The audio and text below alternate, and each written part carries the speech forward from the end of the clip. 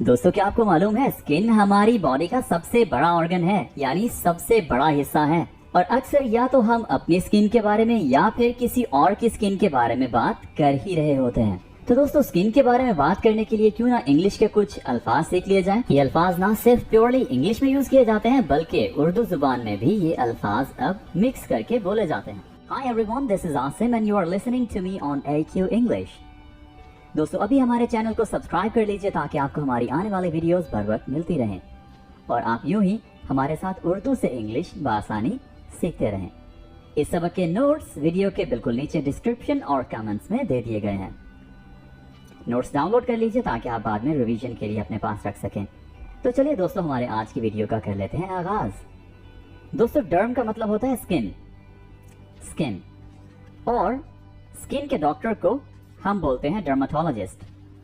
Dermatologist यानी माहिर अमराज जिल्द। दोस्तों, स्किन के हवाले से जो क्लिनिक्स बनाए होते हैं उनमें डर्म का वर्ड यूज होता है। आमतौर पर कुछ यानी डर्म और आगे कुछ ना कुछ और लगाकर क्लिनिक्स बनाए जाते हैं, जैसे डर्मा केयर राइट। इसी तरह से और भी बहुत सारे क्लिनिक्स डर्म वर्ड को यूज करते हुए बनाए जाते हैं। तो इसके अलावा प्रोडक्ट्स भी होती हैं, चीजें, क्रीम, लोशन, इस तरह की बहुत सारी चीजें हैं जिनमें डर्म का वर्ड यूज किया जाता है, यानी जिससे जाहिर होता है स्किन। ओके, आगे बढ़ते हैं। फुंसी को हम इंग्लिश में एक्ने बोलते हैं। आमतौर पर एक्ने जो वर्ड है ये फुंसी से ज्यादा यूज किया जा रहा होता है, क्योंकि एक्ने एक ज्यादा इस्तेमाल किया जाने वाला वर्ड है, तो एक्ने बेहतर समझा जाता है। आगे बढ़ते हैं जी। चिकनी स्किन हो तो हम उसको इंग्लिश में बोलेंगे ऑयली स्किन, ऑयली स्किन। और अगर स्किन बहुत ज़्यादा हसास हो, यानी धूप पर निकलने से, गर्द गुबार में फिरने से अगर स्किन खराब हो जाती है, पिंपल्स वगैरह बन जाते हैं, दाने निकल आते हैं, तो स्किन क्या होती है, सेंसिटिव होती है। तो हमें ऐसे स्किन का बहुत ज़्यादा ख्याल रखना पड़ता है। कुछ लोगों की स्किन बहुत ज़्यादा खुश्क होती है, यानी हम उसे इंग्लिश में कहेंगे ड्राई स्किन, ड्राई स्किन। दोस्तों, स्किन अगर गोरी हो तो हम उसे कहते हैं फेयर, फेयर। स्पेलिंग याद रख लीजिए, FAIR, फेयर स्किन। दोस्तों, स्किन अगर सांवली हो तो हम उसे बोलेंगे ब्राउन स्किन।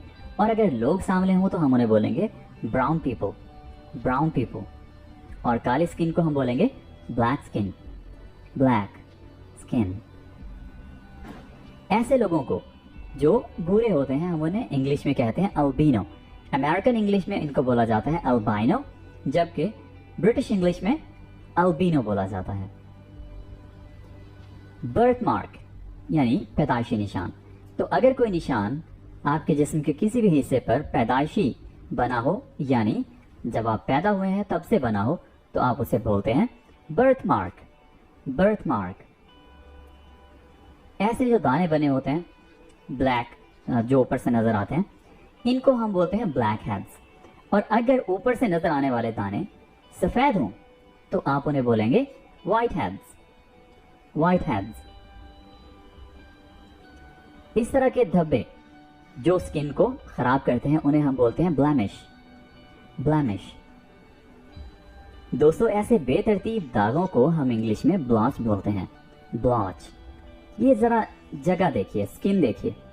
तो इस तरह की जो सख्त स्किन होती है उसको हम इंग्लिश में कैलस बोलते हैं। क्या बोलते हैं? कैलस। तो अगर आपकी स्किन ऐसी सख्त हो तो आप डॉक्टर को बता सकते हैं।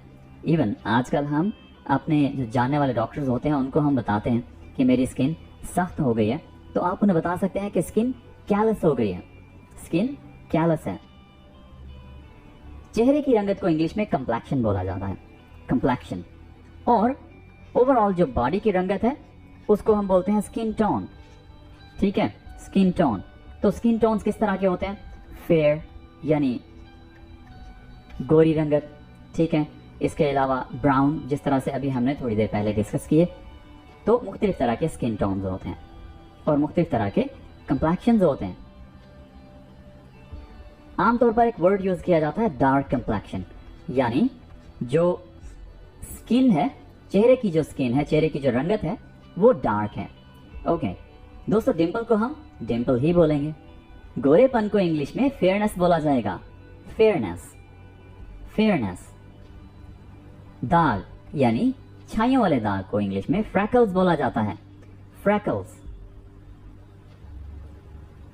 अगर किसी शख्स के बहुत ज्यादा बाल हों तो हम उसे हेयरी बोलते हैं, हेयरी, हेयरी। ऐसे निशान जो कि आमतौर पर बड़ी उम्र के लोगों को होते हैं, खासतौर पर माथे पर, आंखों के गिर्द, चेहरे पर, तो हम इनको बोलते हैं लिवर स्पॉट्स, लिवर स्पॉट्स।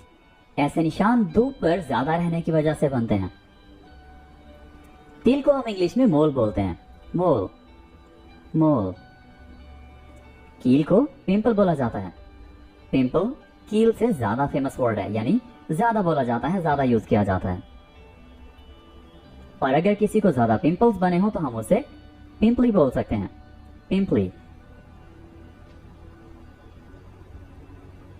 इस तरह के जो छोटे छोटे सुराख होते हैं इनको हम मसाम बोलते हैं। और मसाम की इंग्लिश क्या है? पोर, पोर। और अगर ज्यादा हो तो पोर्स। गुलाबी रंगत वाली को इंग्लिश में रोजी बोलेंगे, रोजी। इस तरह के बेतरतीब जो धब्बे बने होते हैं उनको हम इंग्लिश में स्पॉट्स बोलेंगे, स्पॉट्स। अगर धूप की वजह से आपकी स्किन जल जाए तो हम उसे इंग्लिश में सनबर्न बोल सकते हैं, सनबर्न, सनबर्न। सांवली या सांवले को हम इंग्लिश में स्वार्थी बोलते हैं, स्वार्थी, स्वार्थी। टैटू को टैटू ही बोला जाएगा। इस तरह की जो झुर्रियां बनी होती हैं उनको हम इंग्लिश में रिंकल्स बोलते हैं, रिंकल्स। तो ये ओल्ड एज में जाकर आती हैं और कभी कभी नौजवानों में भी आ जाती हैं। तो दोस्तों ये थे ऐसे अल्फाज जो आप इंग्लिश में स्किन के बारे में बात करने के लिए यूज कर सकते हैं। ये अल्फाज ना सिर्फ इंग्लिश में यूज किए जा सकते हैं बल्कि जब आप उर्दू में भी बात कर रहे हो तो ये वर्ड्स आम तौर पर अब यूज किए जाते हैं। This is it for today. We'll be talking in the next video. Take care. Bye for now.